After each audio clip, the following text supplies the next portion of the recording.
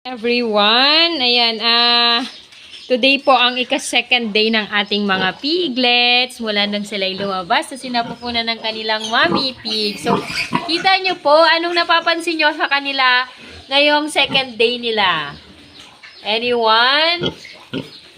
So, ang napapansin ko po sa kanila, ikalawang araw po nila ay wala na yung umbilical cord nila. So, totally wala na. O, diba?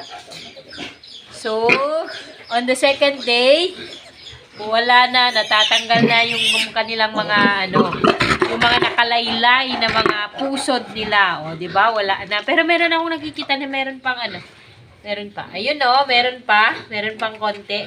Pero karamihan sa kanila, wala na. Okay? So, yan po.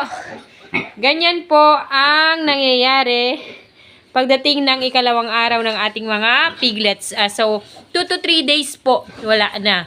Natatanggal na. So, kusa po yan na natatanggal. Hindi po yan tinatanggal. Hindi po natin yan kinakat. Okay? Kinakat lang po natin paglabas nila.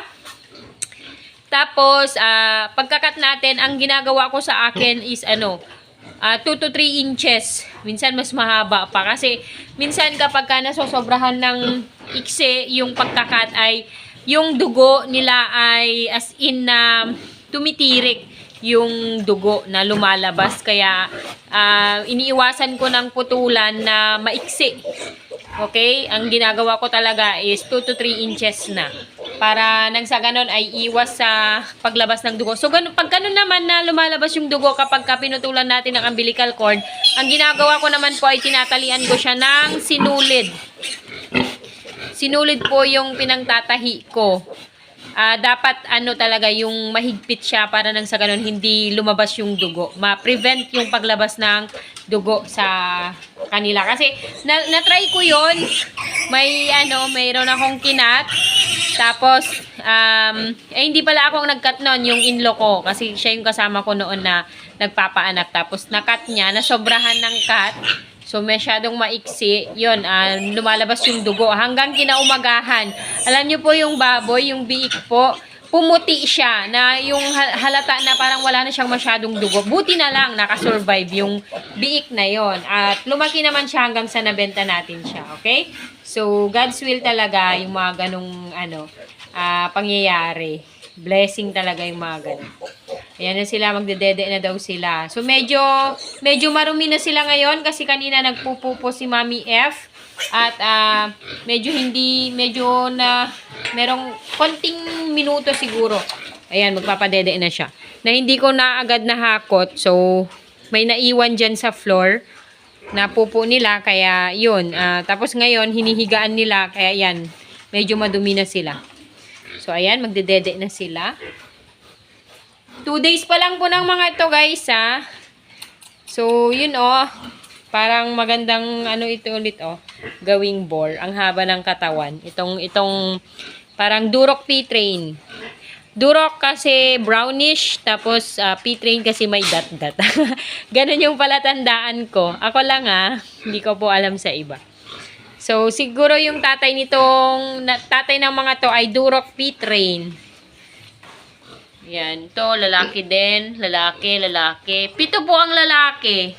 7 ang lalaki, 5 ang babae. So, itong si Cutie Pie ay babae. Babae din to, maliit.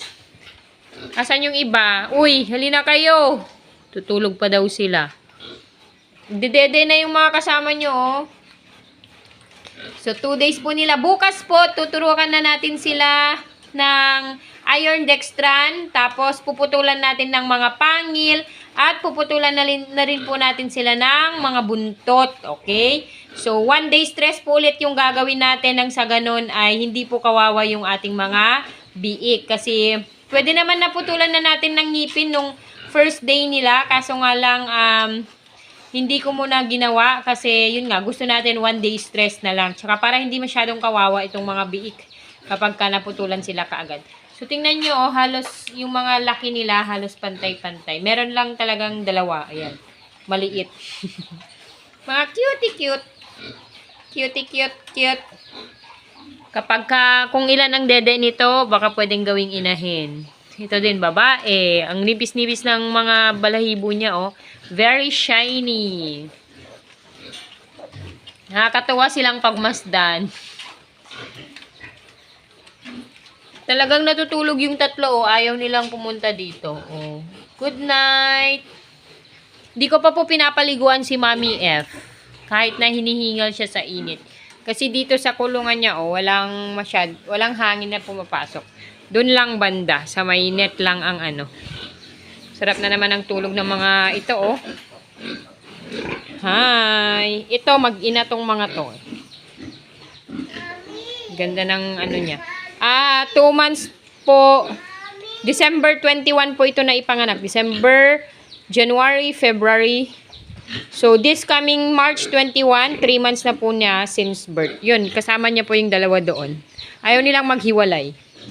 Tapos, tong mga to, 4 months since birth, bukas. Since birth po yun bukas. So, by April, magpa 5 months na sila. Tatatlo lang yung natira. Ito, si Mami C, medyo malaki na yung kanyang tiyan. So, 2 months pa lang po niya.